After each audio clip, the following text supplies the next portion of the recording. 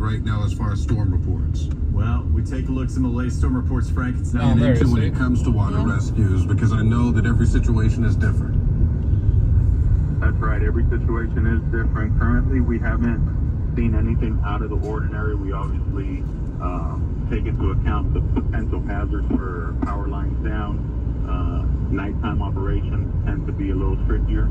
So, but currently everything's status quo as far as our what we train for, and we are ready to go, and we're in the middle of operations on the west side of town now. Okay, west side of town. Can you give us a little bit more specific area? West side of Hills, is it mainly that Brandon area or like by the USF area that you guys are really seeing your helpless Boulevard for people who live in Tampa?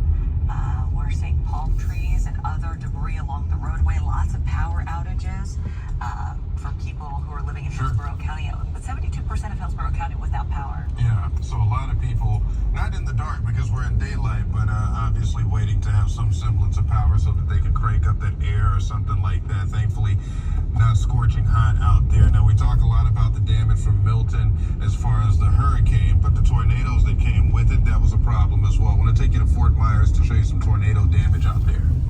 If we have that video, because we had shown folks a lot of the storm that we were seeing in terms of the cloud, rain wrapping, and what have you. But this is the aftermath of the storm that we're talking about right there.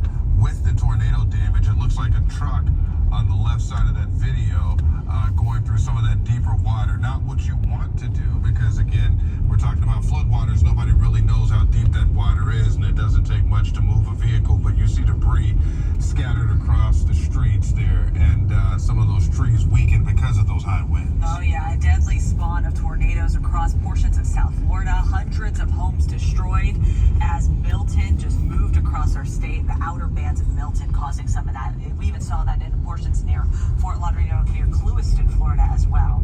So lots of people dealing with or in the dark, and linemen are stationed across our state to try to get that power restored quickly. Yes, they are. We do have another location, a specific one in